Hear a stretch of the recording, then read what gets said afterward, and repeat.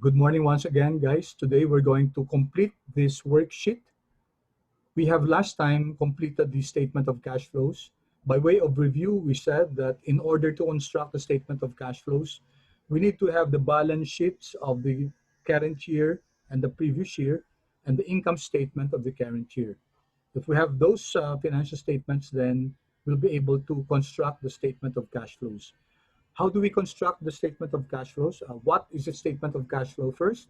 It's a financial statement that tells us of the sources and the uses of funds, okay, from operating, investing, financing. And how do we start? The statement of cash flows investigates the increase or decrease in cash. So in our case, for advanced technologies, at the beginning of the year, cash was 45 million and it ballooned to 47.25 million for a total of 2.25 million increase.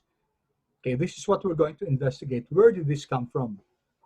Okay, so as a start, guys, we get the net income after tax from the income statement and then add back any non-cash expense, and usually it's depreciation and amortization.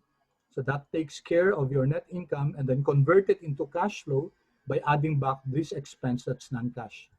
So we went down through the different balance sheet accounts, okay, and we determined if it's a source of cash or a use of cash.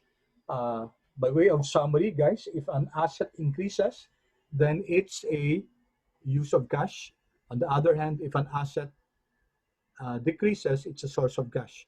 The opposite is true for your liabilities and equity. Any increase in liabilities and equity means a source of cash. Any decrease means a use of cash. So we finished this last time, and it turns out that operations provided 72,838, financing used cash of 48,850, and financing used cash of 21,738. Okay, then we said that of note, we should include dividends in the statement of cash flows.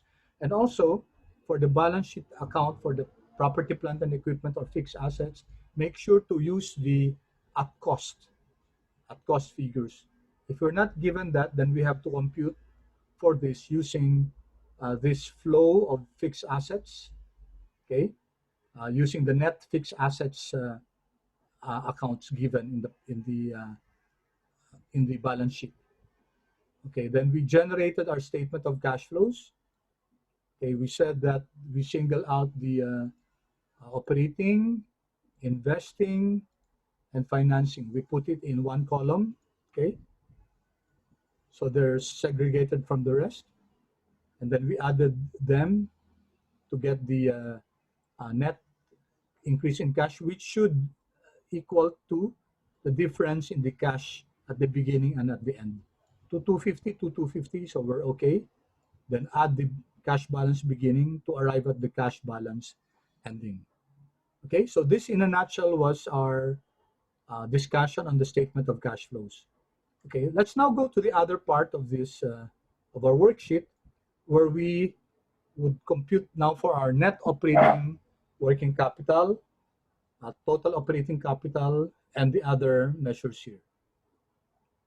Okay, so let's first start with the concept of working capital. Okay, now I've seen others define these measures differently. Okay, so but let's use this convention. Now, generally, when you say working capital, okay, you're referring to your current assets. Okay, but when you say net working capital, you're subtracting current assets from current liabilities. Okay, so when you say working capital, you're referring to current assets. That's your cash, marketable securities, receivables, inventories, and prepayments, if any. Okay, then the net working capital will simply be the difference between your current assets and the current portion of your liability, like accounts payable, accruals, any current portion of long-term debt, yung current portion niya, that becomes part of your current liabilities. So when we deduct this, guys, then we get your net working capital. Now, in this discussion, we're going to measure not working capital, but net operating working capital. So you see now the distinction, the difference. This is NOWC, this is NWC. Okay? So how do we measure NOWC? Net. The presence of this operative word operating signifies that you're not measuring current assets, but rather you're measuring operating, okay? Operating current assets, and you're subtracting not only current liability, but the operating, not the current liability, but the operating current liability. Okay, so yun ang difference yan. Okay, so ano yung difference guys sa NWC sa NOWC? Well, aside from the fact is, ito ang minimeasure niya, yung operating. So any non-operating current assets or current liability should not be included in your NOWC. Okay, let's go to our balance sheet and try to see what we have here. So we have here cash and cash equivalents for our current assets, short-term investments, accounts receivable, and inventories. If we were measuring working capital, kasama lahat to. If we were measuring net working capital, kasama lahat ng total current assets, ima-minus natin lahat ng total current liabilities. So that's what we mean by net working capital. However, guys, kapag net operating na, dapat pag may mga interest bearing dito, hindi natin sinasama. Like for example, this one, short-term investments. So sa lahat ng current assets, itong short-term investments, in fact, yung change nito, di ba, linagay natin sa financing. Okay? So this will not be included in your operating current assets. On the other hand, guys, itong liabilities and equity, ito yung current liabilities natin, itong tatlong to. Okay? So accounts payable is part of net operating current liability. Kasama yan. Kasi ang accounts payable, it is born out of the results of the day-to-day operations of the company. Ganun din si accruals, guys. These are expenses that have already been incurred but not yet paid. So this is part of your operating current liability. Ito, notes payable, guys, interest bearing to. In fact, yung change nito, dito natin linagay sa financing.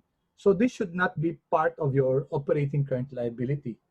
So ang operating current liability lang natin, itong dalawang to. Accounts payable and accruals. Tapos ang operating current assets natin will just be cash and cash equivalents. Okay, kasama to. Then, short-term investment, hindi kasama. Accounts receivable kasama. Inventories kasama. So itong tatlong to, guys, yung operating current assets. Yung sa operating current liabilities, it's accounts payable and accruals. Okay, let me pause for a while. Okay, any questions? Paki-indicate naman, guys, kung clear siya o hindi. I'll appreciate that. Kung clear so far?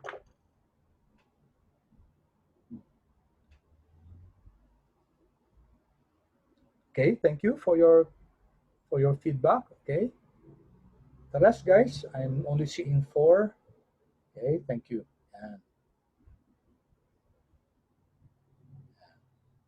As I said, guys, I appreciate really you giving me feedback, no? And again, kung may questions, pag may mga concepts na hindi clear, please don't hesitate to ask. Kasi mas maganda kung masagot na natin yan para mas naiintindihan nyo yung succeeding parts of the discussion. Okay, thank you so much, guys, for everything. Thank you so much for your feedback. Okay, we can now compute for our operating current assets, no? And operating current liabilities to compute for net operating working capital. So sabi natin, ang operating current assets natin will just be the sum of ito, accounts, okay, cash, comma, accounts receivable, and inventories. Okay, so that will be our formula. Sum lang natin si cash and cash equivalents, si receivables and inventories. Okay, control enter. 472,500. Pwede ba natin i-copy yung formula to get 2019? if you take a look at the position of 2019, magkatabi sila, no? They're side by side. Okay, so can we copy this to the right, guys? Paki yes or no naman.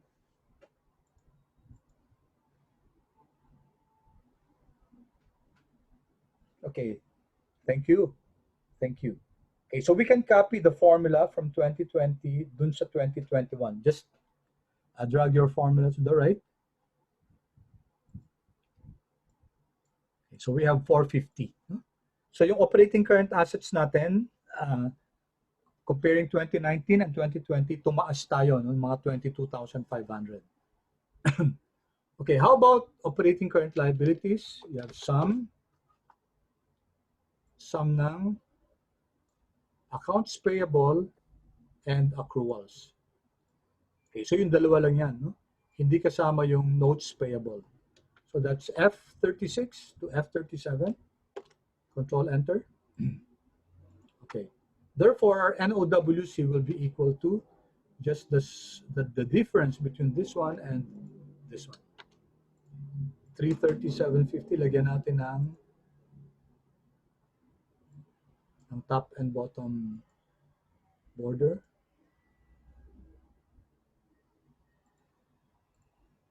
Ay, mali. Dito na punta. Okay. Then, actually, pwede natin finilapan muna itong lahat dito, yung sa 2020. And then we can just copy this to 2019. Yeah. Again, pause. I'll give you time to do it for yourself para kompleto yung, you have your copy.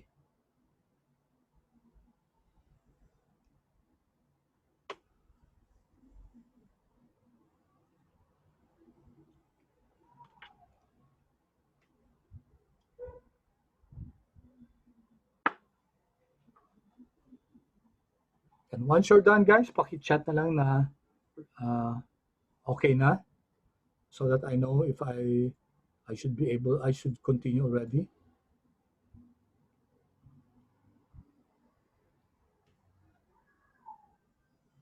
May I continue, guys?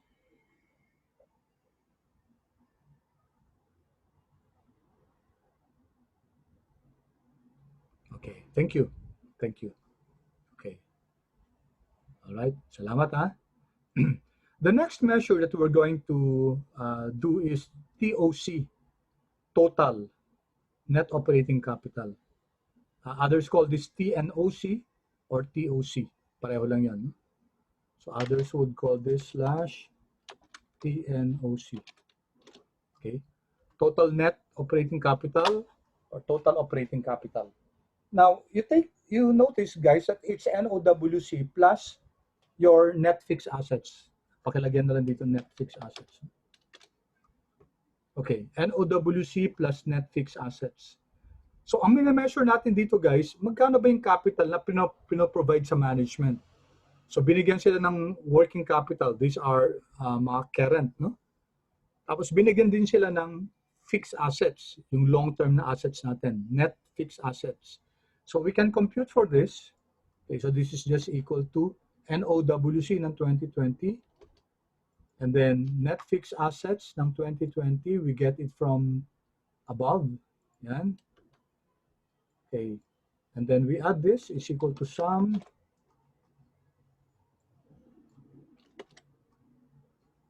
and then we can copy this whole. Okay, again, I'll give you time, guys.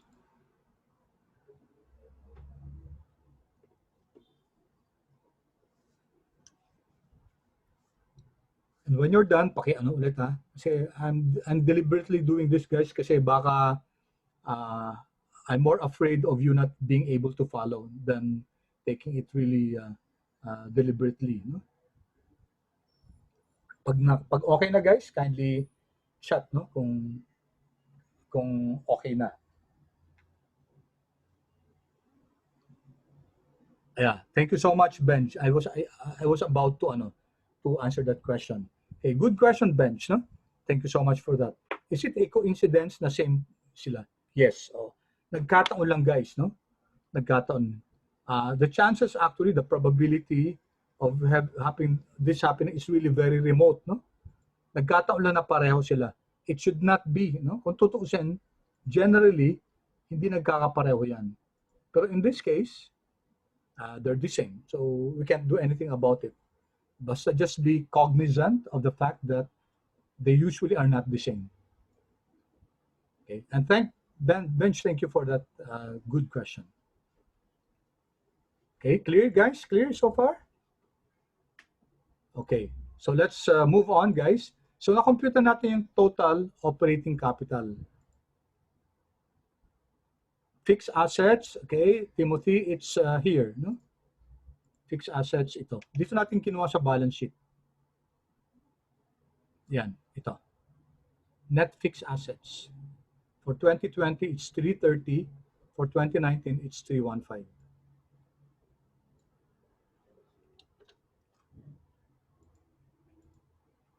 Okay, thank you, Tim. All right. So, total operating capital.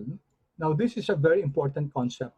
Ang sinasabi natin dito, nung simula ng taon, January 1, 2020, management was given 630 capital, no? Operating capital, guys, ha?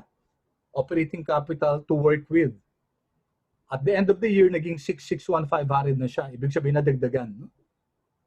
Okay, so I hope that's clear, guys. Nung simula, binigyan yung management operations ng 630 million to work with. And then pagdating ng at the end of the year, tumaas pa siya, naging 661,500. So it's important for us to understand what these are, guys, no? Kasi mamaya babalikan natin to, tapos i-assess natin okay ba yung naging performance ng company kasi ito yung binigay sa kanila. Nung simula ng taon, 630,000 yan. At the end of the year, naging 661 na, 500. So what did they do with that? Kasi mamaya lalabas, guys, yung concept na itong okay, operating capital to. Sino nag-provide nito? Sino nag-provide ng current assets? Sino nag-provide ng fixed assets? Yung investors. And the investors include yung shareholders at saka lenders. Okay? So ang investors, in general, will have to require the management what they did with this capital. Okay? Mamaya pupuntahan natin yun, yung concept na yun, ano? Okay, so just take note that at the beginning of the year, January 1, management was provided with 630 million ng capital, and at the end, it ballooned to 661. So we can now compute for the increase or decrease in TOC, and we call it investment in TOC, investment in total operating capital, which is just the capital at the end. Okay, ayusin natin yung format nito.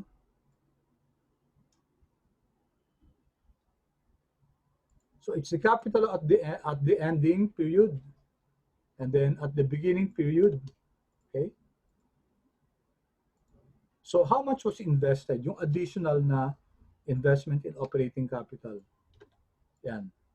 Okay, so 31,500,000 was added, no? Additional investment yan provided by shareholders and lenders in general kasi sila yung main investors ng company. Okay, pause again, guys. I'll give you a few seconds to follow along. And then when you're done, pa-request naman na paki-chat na okay na.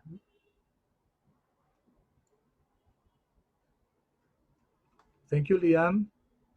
Okay, I'd like to hear from the rest also. Okay, good. Thank you. Okay, salamat. Yan. Sige.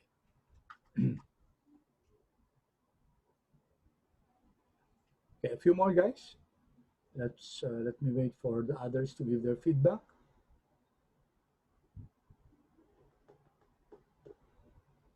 Okay.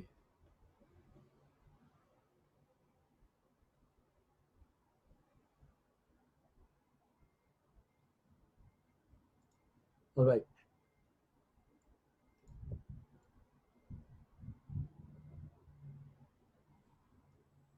So let's now compute for this very important measure, NOPAT, net operating profit after tax.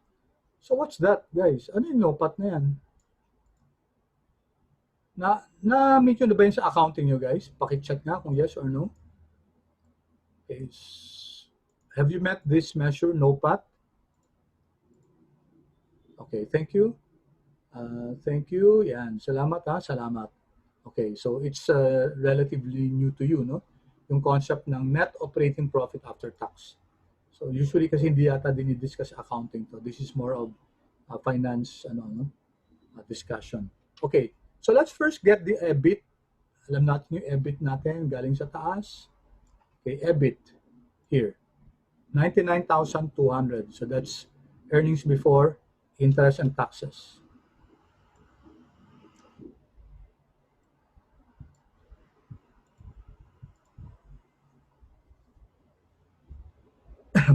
And then after EBIT, guys, we deduct the interest, di ba? Magkano yung interest ng 2020? Interest expense is 10,470. Okay? 10,470, therefore, dito natin lagay ito. So dapat meron din dito na line. Okay. So what's our EBT? This minus this. Okay. Mag-insert pala tayo dito, sorry. Insert. Ayan, tax. Wala pa tayong tax dito. Taxes. Okay. How much is tax, guys? How much is tax?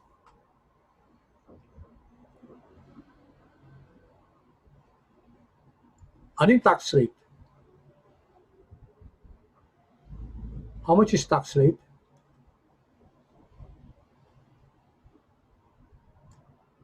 Tax rate is given at, okay, thank you, Elijah. Thank you.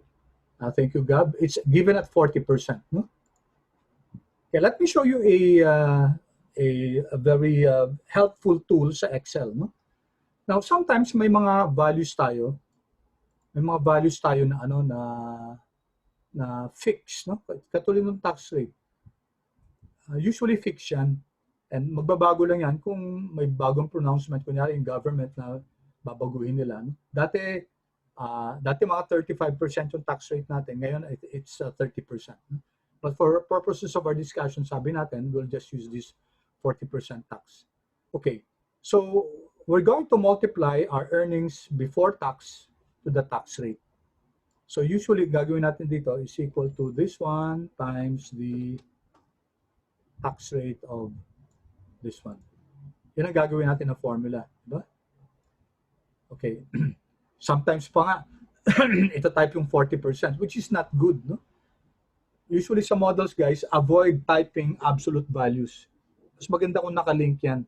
Para kung nagbago man yung value na yun, dun sa original na source, then automatically yung model natin magbabago.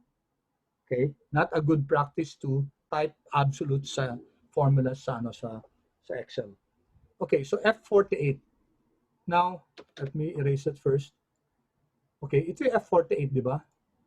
What's the name of this cell? What is the name of the cell? And where can we find the name of this cell?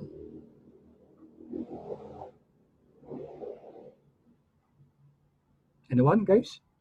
What's the name of this cell? Anyone of you know? So natin makikita yung pangalan ng cell na yan. May pangalan kasi yung cell na yan. Okay, F48.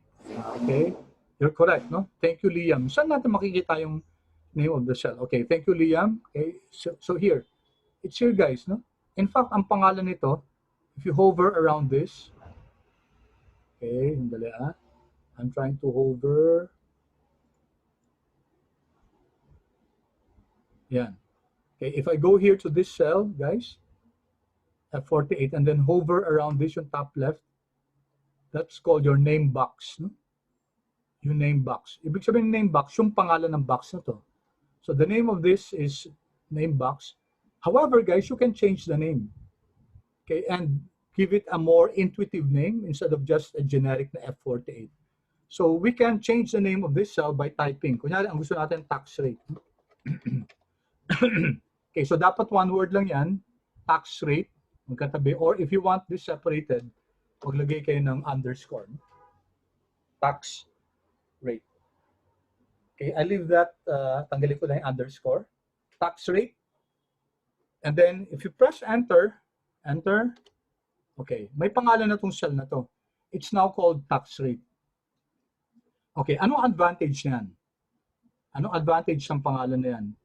Kahit nasan ka, kunyari, I'll create another worksheet, no? Andito ako sa sheet number 3 ko dito. And then, how do I usually access that tax rate? Ang ginagawa natin usually is equal to, and then pupunta tayo dito, di ba? Pupunta tayo dyan. Di ba? Okay? So, equal natin, tapos pupunta tayo doon. But if there's a better way to access that, is equal to, increase ko lang tong, the better way to do that is equal to, since you already gave it a name, press T, press natin T, makikita natin dyan yung pangalan, no, ng name box natin. Yan, tax rate. I just go down, arrow down, tab, there. Yan na guys, na-access na natin yung cell na ang pangalan, hindi F48, hindi sheet 1 basic model, but it's the, ang pangalan niya tax rate, and that will be true for all the sheets. Enter, we got 0.4. Okay, so my point was, we can make use of that, no? It's a very powerful tool. Later on, gagamitin pa natin to, no? So is equal to this one, and then I just type multiply, and then just type T. Lalabas yung ano, TA, ayan, TAX, natira, siya na lang siya natira. Then tab, there. So C86 times your tax rate. Okay?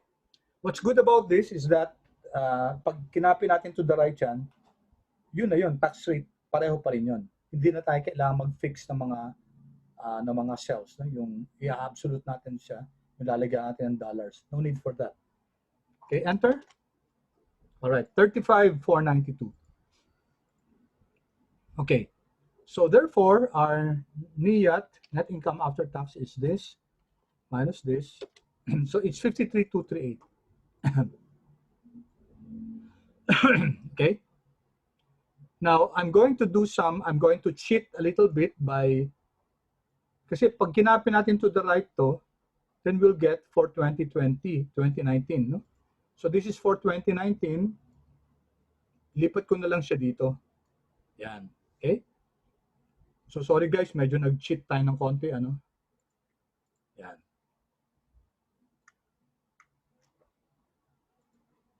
Okay, any questions so far, guys? Any questions so far?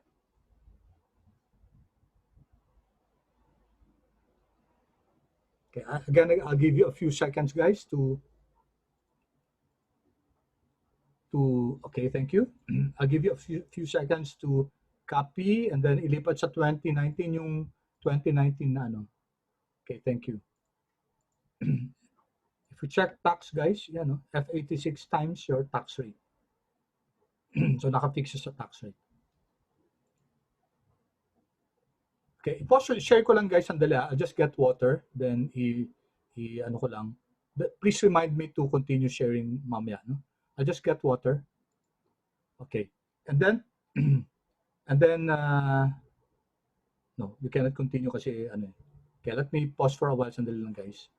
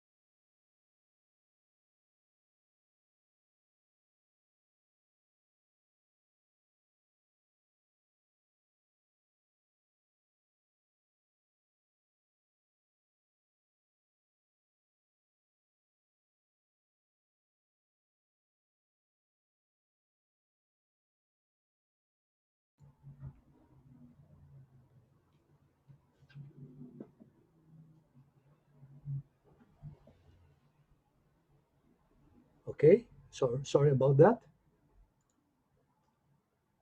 Okay, may question ba? Ano yung formula lang niyat? Okay. Sorry, niyat lang pala. So what's the question here? Sorry. Liam. So ano po yung formula para sa niyat? Okay. Yung niyat, that should be minus lang. That should be your earnings before tax less taxes. Yan. So minus lang natin yung tax. Actually, nasa taas na yan. No? Andito na siya sa income statement natin. Yan. So it's exactly the same. Net income after tax. We just copied it and place it here below. So there's no change in your net income after tax. It's the same as the one reflected in your income statement. Okay, so how about NOPAT, guys? Ano yung NOPAT? Si NOPAT, sabi dyan, net operating profit after tax. Okay, so we're going to start with EBIT. Where's our EBIT? Okay, EBIT is 99,200. Okay, ano naman yung difference ni NOPAT kay NIAT? What's the difference? Operating profit to guys. See, operating profit, guys, okay, we are assessing kung magkano operating profit ang na-generate ng management. Now, ang operating profit after tax disregards the interest. Kasi yung interest, guys, hindi naman controlled ng operations yan. Okay? Case in point, no? Kunyari, guys, sorry. Kunyari, 99,200 ang earnings before interest and taxes. Tapos ang interest expense, 1 million. Wala na, wiped out na yung performance sila. Di ba? Ang interest, guys, that's a financing function. So, walang control si si operations. So, in NOPAT, we will assume that there's no interest expense. Okay? In other words, guys, hindi natin i-charge we're not going to charge operations with the interest expense kasi uncontrollable sa kanila yan. No? That's not their role. Kay finance yan eh. As again guys, yung example ko kanina na let's say it's quite exaggerated, pero if the EBIT is 99,200 and the interest is 1 million, wala na. Zero na, negative na lahat yan. Okay? So in order to assess objectively yung operating performance, we will not charge operations with interest expense. Therefore, this will now become, diba, minus zero to. Okay? Minus zero siya.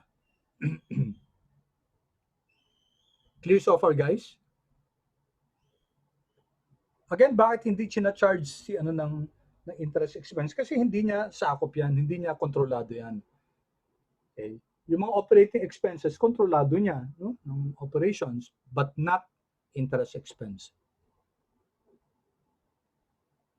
Okay. So, kung hindi natin i-charge si if we're not going to charge operations with interest expense, ilan yung magiging lamang ng NOPAT kay NIAT? Answer, guys? 10,470. Tama? So NOPAT will be greater than NIAT by 10,470. Okay, class clear yan? Paki-yes nga, please. Kasi hindi natin chinarge si NOPAT ng 10,470. Okay? So NOPAT will be greater than NIAT by 10,470. Okay? So dapat ang linagay nyo, guys, no. Hindi. Hindi lamang ni NOPAT kay NIAT 10,470. Bakit? Okay, let's try to see. So what happens here is that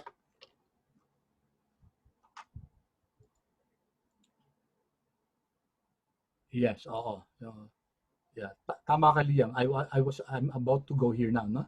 So thank you so much, Liam, for that, no? Ang sabi ni Liam, what about the tax? Yes, that's the answer, guys. Kasi, ang magiging tax ngayon nito is this one, diba, times yung tax rate natin, diba? Yan. Okay? Pwede natin ganito na lang. Yan. So this is now our tax. Okay, and then therefore this is our net. Okay, net operating. So this is now our NOPAT. Okay, let's analyze this. Okay. Now you notice, guys, that yung taxes sa NOPAT is higher. Bakit? Kasi mas mataas yung earnings before tax natin. So ano ibig sabihin nito, guys? Pag may interest tayo, ano nangyayari? Nagkakaroon tayo ng the use of debt, the use of utang, guys, provides the company with what we call, the word is L, no? And it's because of having this one. Sige nga, ano kaya to? Ano kaya yung words na yan? The use of debt provides a company with L. Ano yung L? Thank you, Elijah. You're correct, no? Leverage. Ang leverage, guys, parang ano siya, yung alam mo yung sa, kunyari fulcrum, tas may liver, no? Liver. By the way, don't pronounce it as lever, it's a liver, no? There's a liver there, and then naaangat, guys. In a sense, it raises the profitability in a sense, no? In a financial sense. Okay, kasi guys, tingnan nyo, ano yung difference ng tax nila? Okay, 4188. So, sino mas malaking tax? Si NOPAT. Bakit mas malaking tax niya? Kasi wala siyang interest. So, ang sinasabi natin dito, the use of interest, the use of debt, no, utang, which where interest expense is incurred, is actually a lever for the company. It's a leverage because it reduces, it generates a what? Ano yung TS na to? Ano yung sumagod ba nito? Wala pa? Okay, ano kaya itong TS na to? Nagkakaroon tayo ng ano, guys?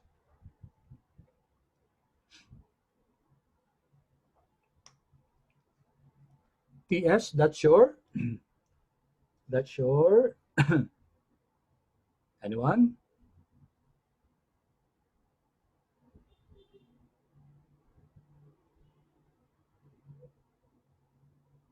Ano yan, guys?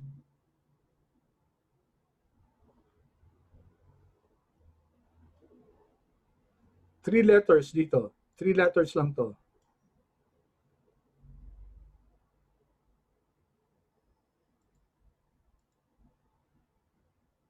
Three letters to, guys, ha?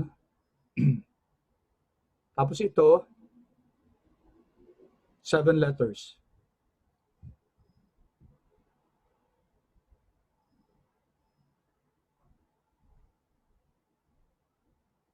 Ano kaya yun? Ano kaya yun, guys? Related dun sa ano natin.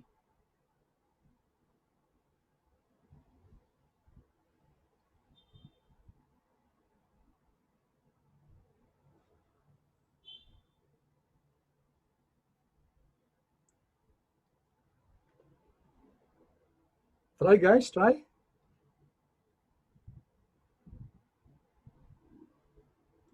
Okay, sirit na.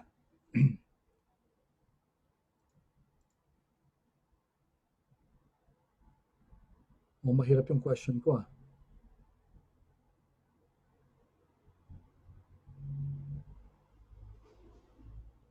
Any trial, guys? Okay, sige, sagutin ko na. It provides the company with what we call, okay,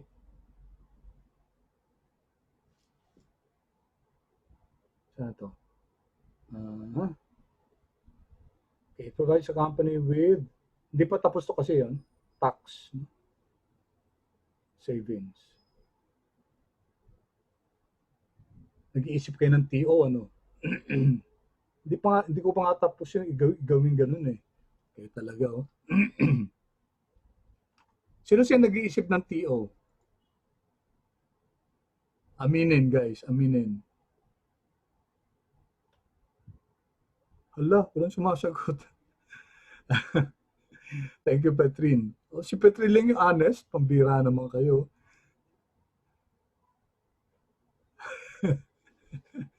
Gab.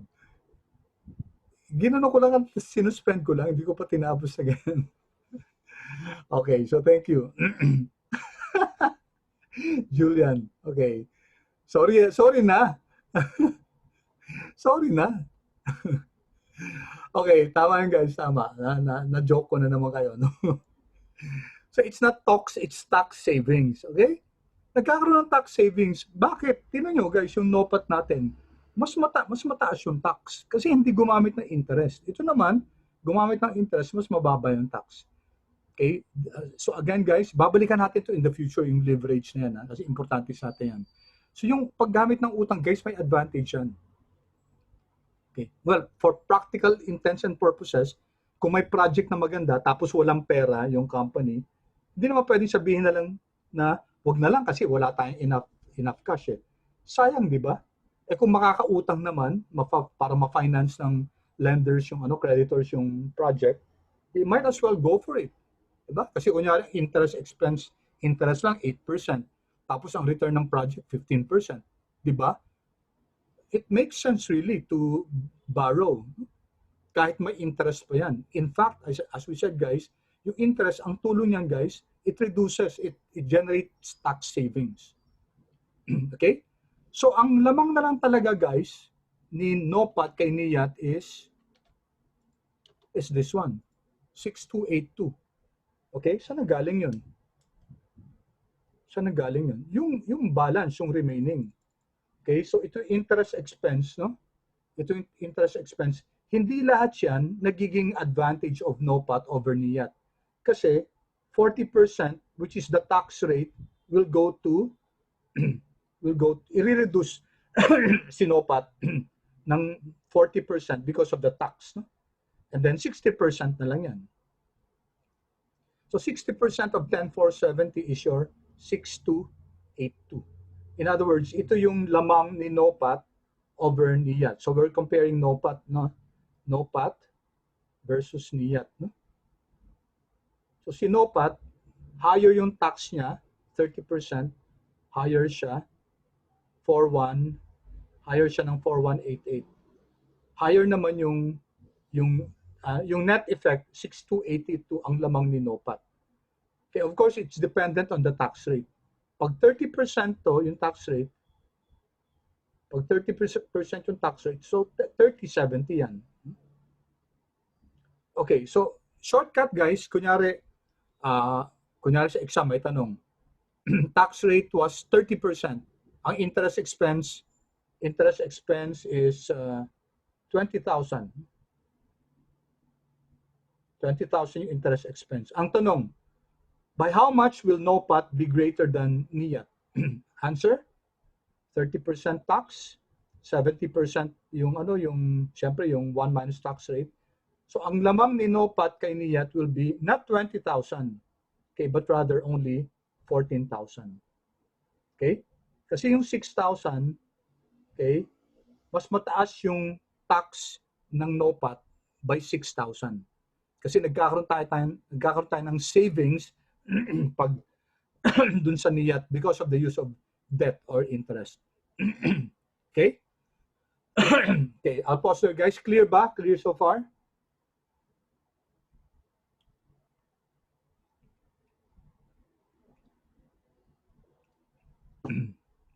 Clear ba?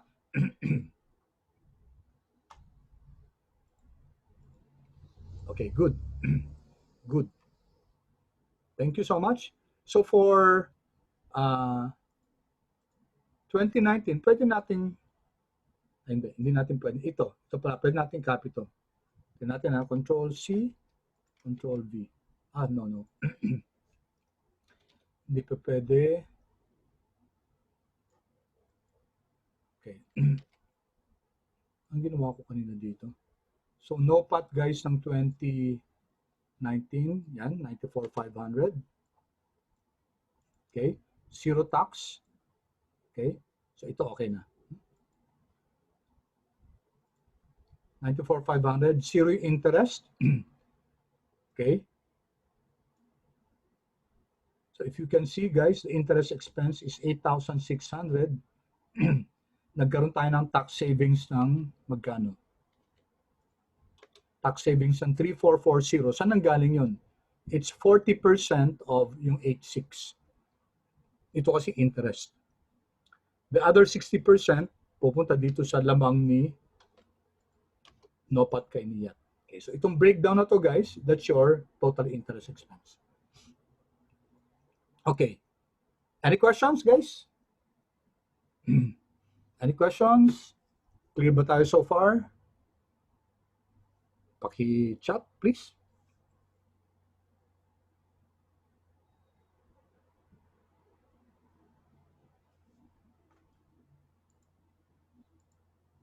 Okay, thank you. Thank you. All right.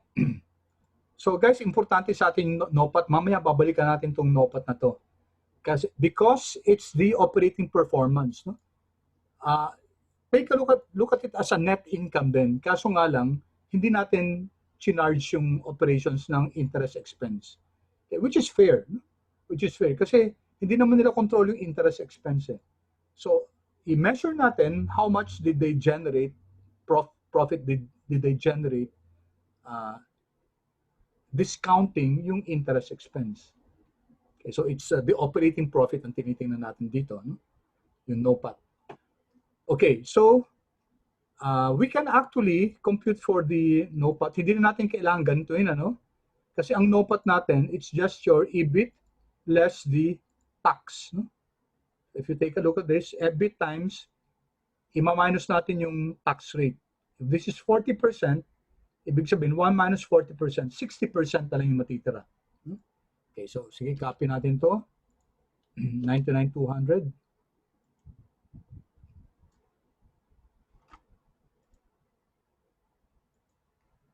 Our tax rate is equal to tax, diba? Tax rate. That's 40%. Okay. So our NOPAT will be your EBIT, bawasan natin ng, lagay ko nandito yung tax rate. Yan. Okay. So EBIT times 1 minus tax rate, you get 59,520. Okay, which is this one.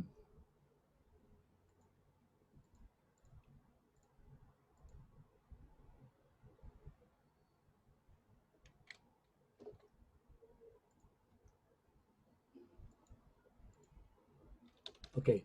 For 2019, the EBIT is 94,500. Okay, bakit naka-bold siya? Format painter. Okay. Then, pareho lang naman yung tax rate natin. So, this is equal to, pwede natin i-copy to. It's also 1 minus tax rate. The EBIT times 1 minus tax rate. Okay, we can see that operating profit increased between 2019 and 2020. Okay, any questions, guys? Any questions?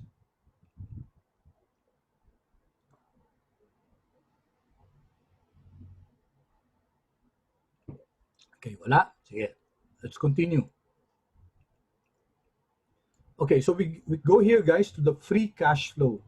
Okay, very important concept also. So review. Na-meet nyo na ba yung term na to, guys, sa accounting nyo? Free cash flow. Paki-check nga, please. Have you met this term in your accounting subject?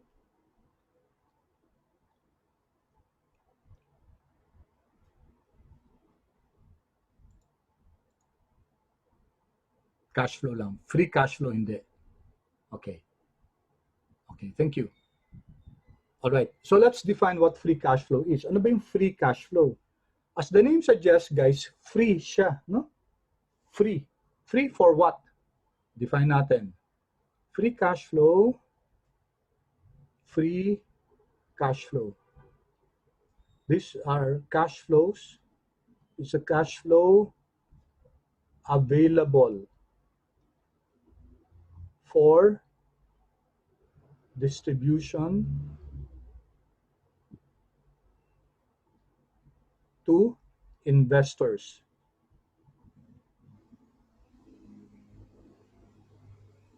after deducting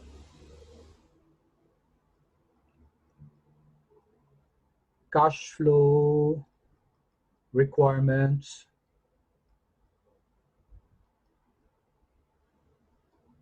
for operations. Yeah. Okay. So that's our basic definition of free cash flow. Free cash flow are cash flows available for distribution to investors after deducting cash flow requirements for operations. Okay? So, ibabawas natin dyan yung mga cash flow requirements for operations. Yung matitira for investors, that will be your free cash flow. Pag sinabi natin investors, you know what we mean, no?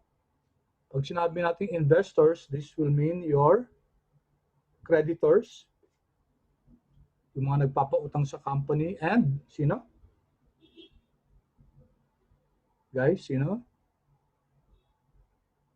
What's the other one?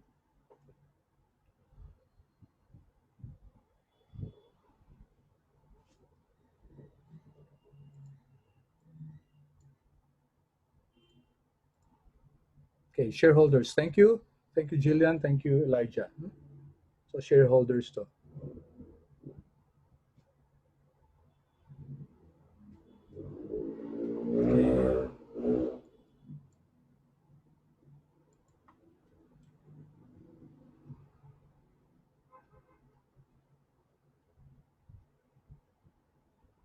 Okay. Okay. So, let's just identify ano ba yung mga gamit ng cash flows. Kasi ang sabi natin for distribution to to investors. So what are the uses of cash flow? Let's identify 5. No? Take note, it's used for distribution to investors. So unang-una, ano guys?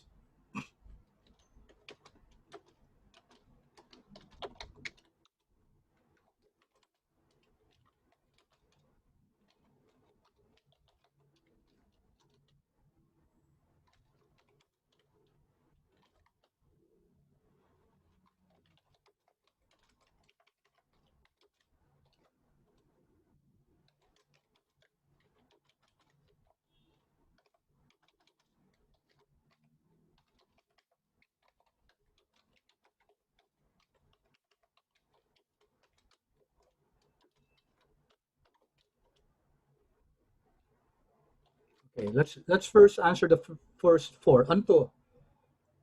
Ano tong I-payments na to? Take a look at the definition. For distribution to investors. So ano yung I na yan?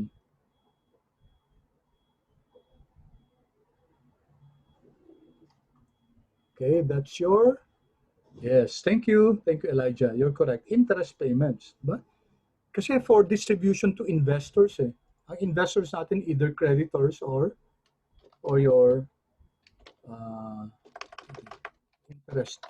So that's interest payments. Ano to? Yung P.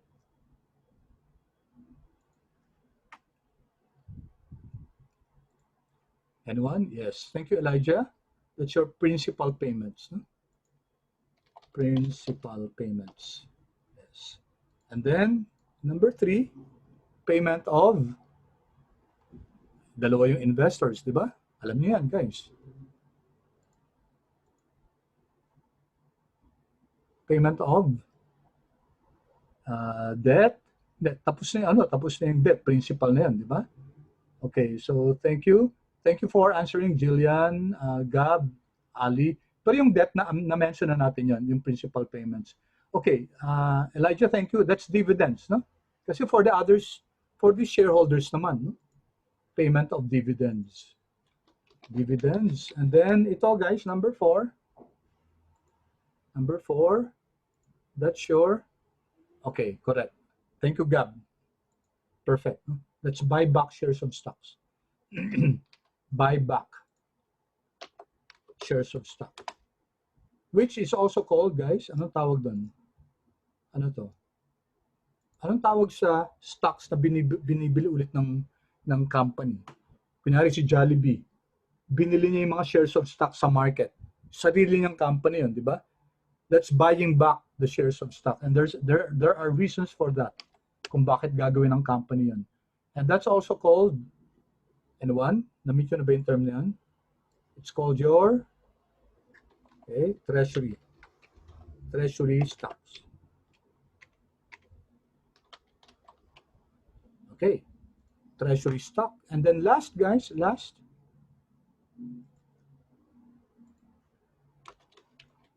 cash flow requirements for non-operating activities. Okay, so yung ibang activities, guys, na non-operating. So, yun ang isang role ng free cash flow. Take note, guys, ito after deducting, mauuna siyempre muna mag-allocate para dun sa operations. Okay? Free cash flow, guys, the reason why it's called free is that nabawas na natin yung mga requirements natin for operations. Okay, so how do we compute for free cash flow? Importante yung free cash flow, guys. Ginagamit din yan to value a company. Okay? Free cash flow is used in order to value a company. Okay, so how do we compute for free cash flow? Ang formula lang, guys, NOPAT. Okay? So yung net operating profit after tax natin, i-minus natin kung ano yung additional investments for operating capital. Okay? So let's take a look at this. Kanina, di ba, at the beginning of the year, 630 yung operating capital natin. And then at the end of the year, 661, which means that there is a needed investment of 31,500 for operating capital. Ito yung sinasabi natin na investment in TOC. Ito yung kailangan i-minus muna bago natin magamit for free cash flow. Okay? So the formula is now, so we'll start with NOPAT. NOPAT ang ginagamit to compute for your free cash flow. 59,520. Okay, how much was investment in TOC? Yung difference nito. Yan. That's investment in TOC. Okay? There. And so, the difference between the two is this minus this, 28,020. So that's the amount that's available for distribution to investors, for interest payments, for principal payments, for dividend payments, for buying back shares of stock, or for non-cash flow requirements for other non-operating activities. So ito yung available, guys. 28,020. Okay, we'll still continue. We will discuss this in greater detail. For in the meantime, guys, i-postpone muna natin yung discussion natin dyan. Just understand, guys, that the free cash flow is used to distribute cash flows na excess, no, for distribution to investors. In excess of what? In excess of cash flow needed for operations. So binabawas muna natin yung kailangan for operations, and then yung natitira dyan, that now can be used as cash flow for distribution to investors. Okay. All right, clear so far, guys?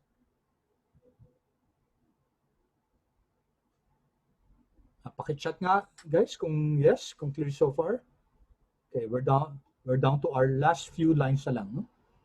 Kanina, na-miss lang namin yung MVA, pero umabot kami sa EVA. In-skip namin yung MVA hanggang EVA. So let's attempt to do that also, no?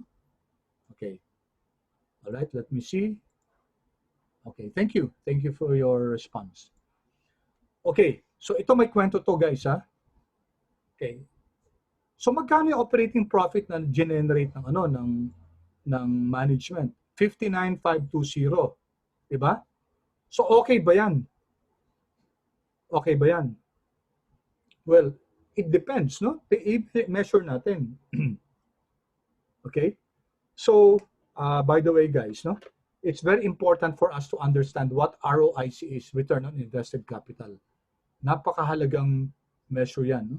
So, review. Okay. So, si Company A, guys, Company A, ang NOPAT niya, sandali lang sorry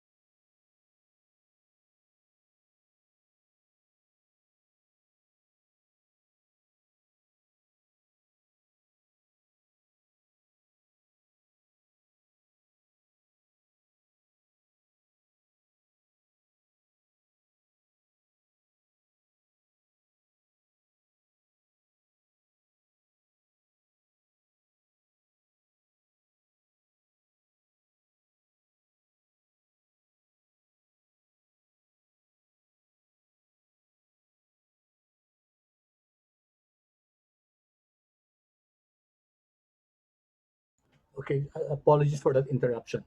Okay, so, sandali as I was saying, saan na ako?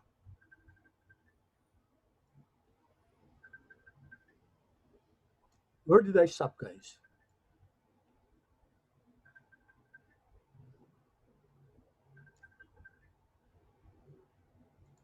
Sorry, na-confuse ako kung saan na ako.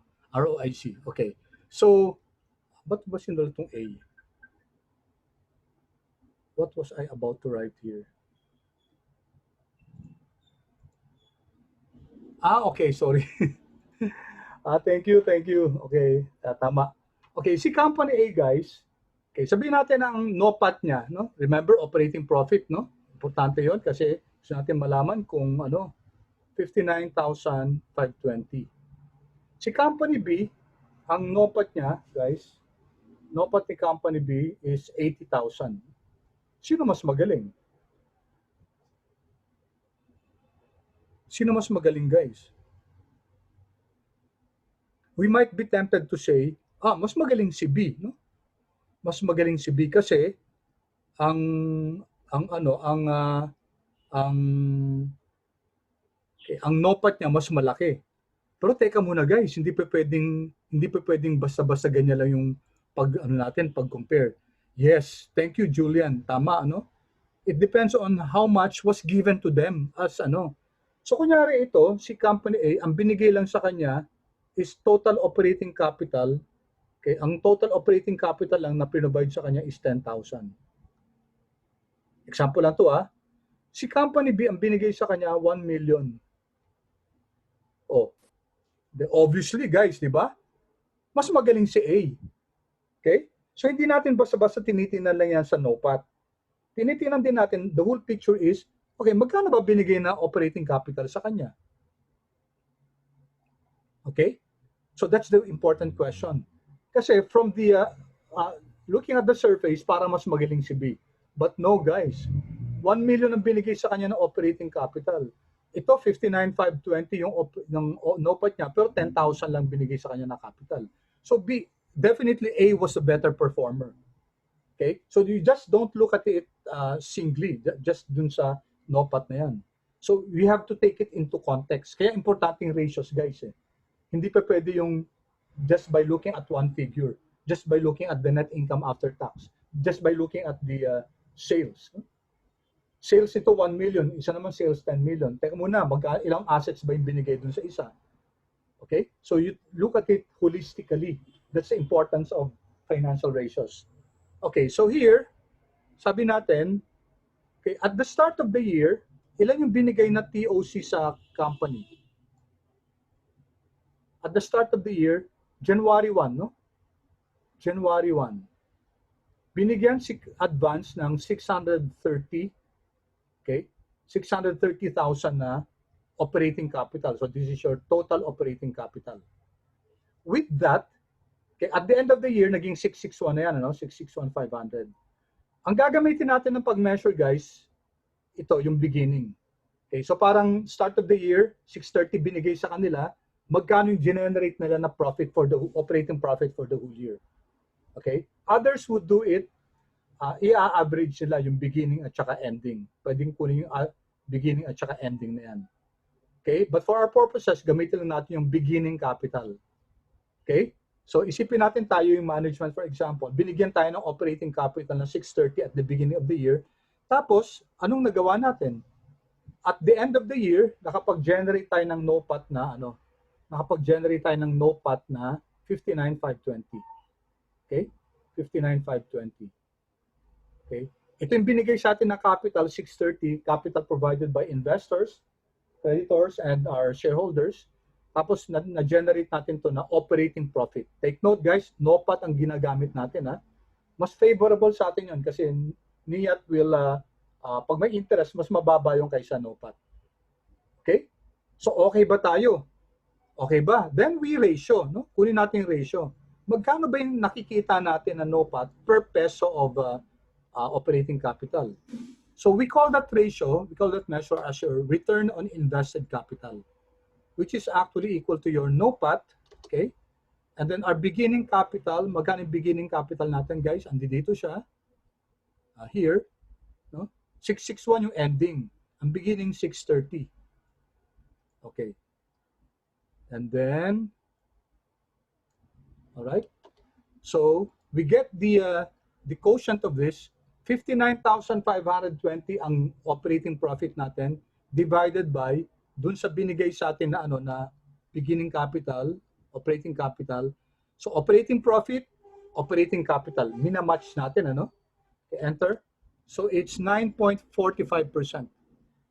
A question, is this good or bad, guys? Okay, I will need you to chat, guys, if this performance is good, yung 9.45. Yes, if it's good, no, if not.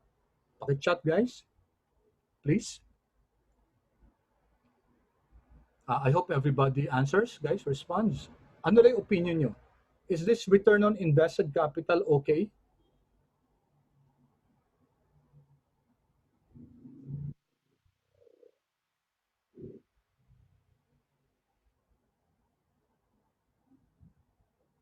Is it okay, guys? Chat lang kung yes or no. Yes, if okay, 9.45%. Return on invested capital. At least, di ba, may ibig sabihin nito, sa bawat piso na operating capital na pinovide ng nagkakaroon ng operating profit na 9 centavos, 0.09. Okay, I'm still waiting for your answer, guys. Anong opinion nyo? Kung okay ba yan? Yes or no?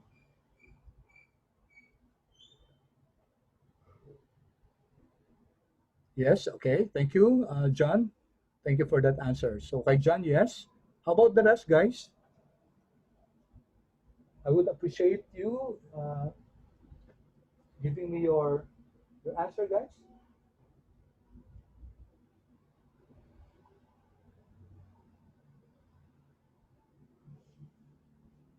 Okay, thank you, Patrine, Eliza, Gab.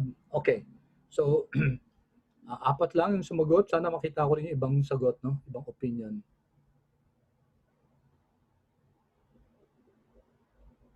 Any other responses?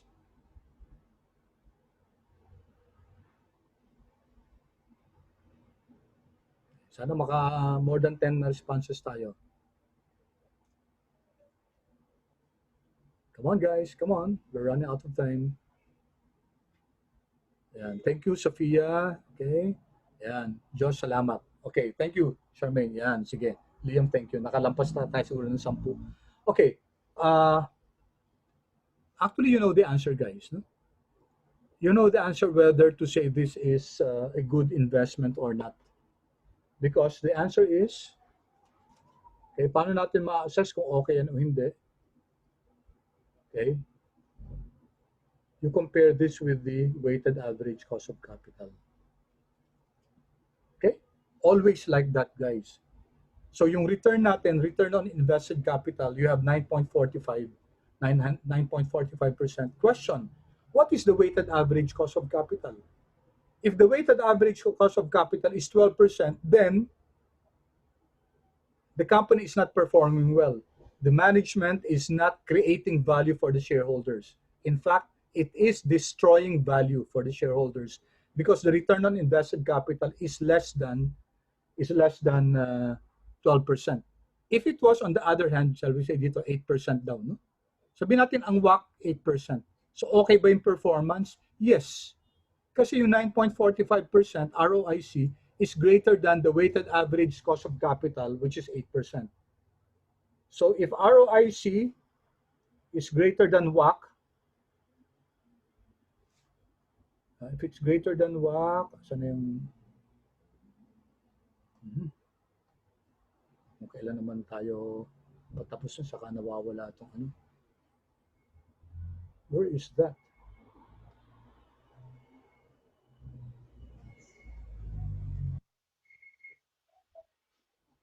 Wala yung digital pen ko. Ayan. Okay, anyway. If the ROIC, pati yung mouse ko nawala. Okay.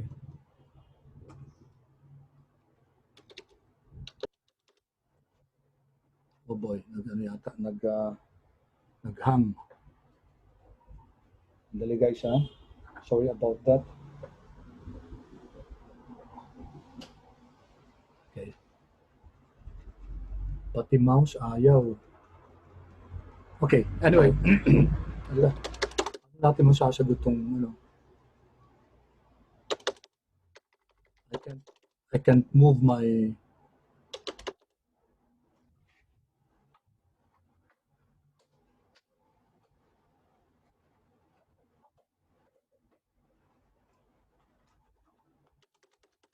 mouse ko nag-hang. Okay. Alright. If ROIC is greater than WACC, then okay yung project natin. Otherwise, if ROIC is less than WACC, then our project is not okay. Alright. Dun sa ilalim, guys, can you see the EVA? Wow. How can I lecture with this if I don't have my digital pen and the mouse seems to have biglang naghang.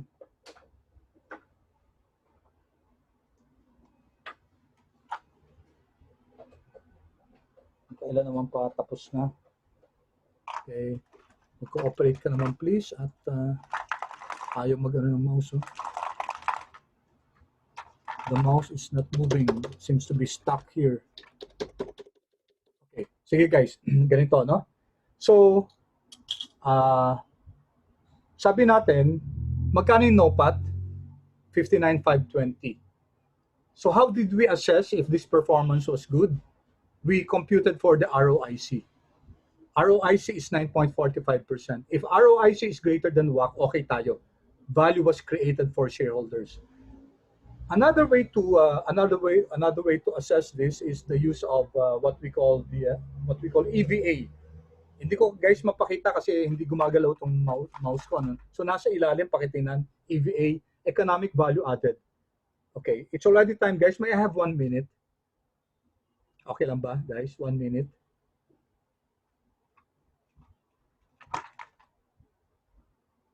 Okay. Sana gumalaw na.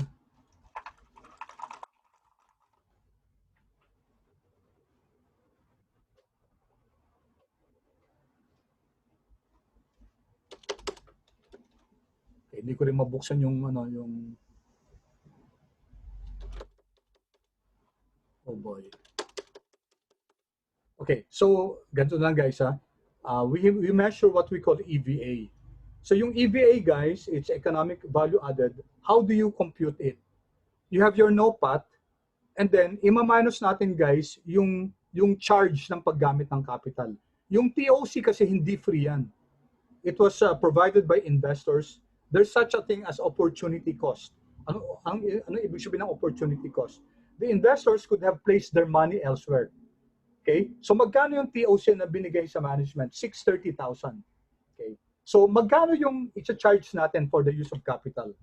It's 8% kasi ang sabi sa atin 8% daw yung yung use ng yung weighted average cost of capital. Okay, pakilagay nga guys sa ilalim, nakalagay diyan NOPAT, di ba? So ilagay yung NOPAT na 59,520 and then ando doon yung TOC na 630. Hindi ko nakikita guys sa sa screen ko sa ilalim. Si TOC beginning na 630. Tapos magkano yung charge ng capital? 8%. So paki-minus nga guys, 59,520 minus quantity 630 times 8%. What do you get? Last na to guys. What do you get?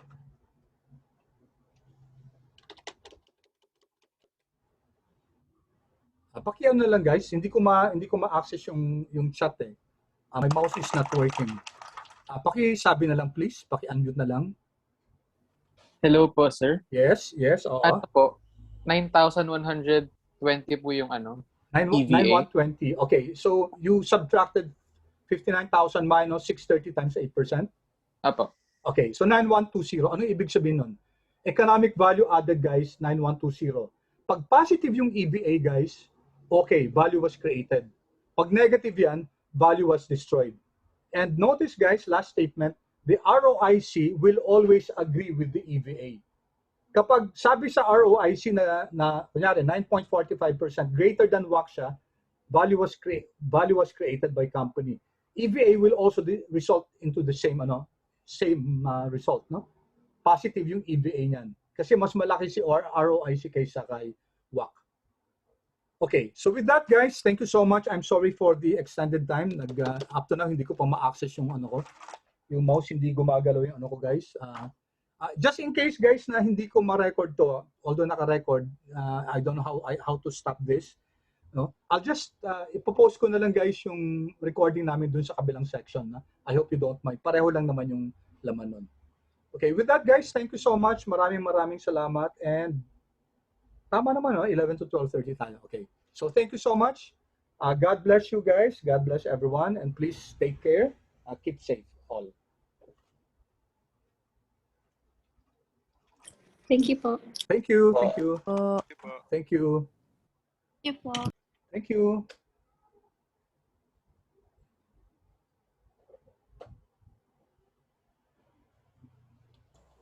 Hello po, sir. Yes. Hindi po ako nakapag-attendance, sir. Hindi ko ma-access ngayon yung hindi ko ma-access yung mouse. Sino to? Gonzalez Serge po. Anong first name? Serge po. Serge. S-E-R-G. Serge, remind mo na lang ako either PM me, ha? Kasi hindi ko ngayon PM mo ako, ha? Tapos pag nakita mo na naka-absent ka pa rin, i-remind mo ako, ha? Yes po, sir. Okay, thank you, Serge. Okay po, thank you, sir. Okay, sige, thank you.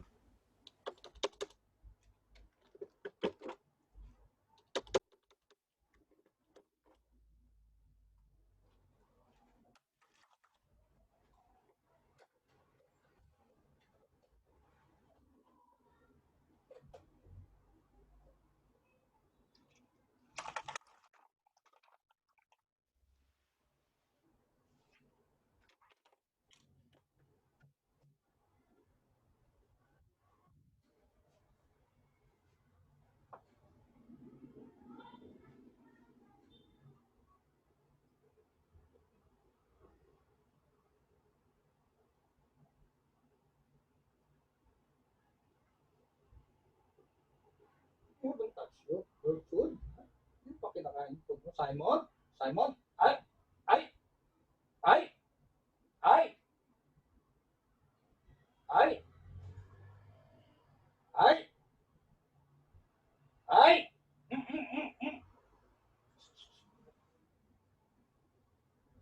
Simon! Ay!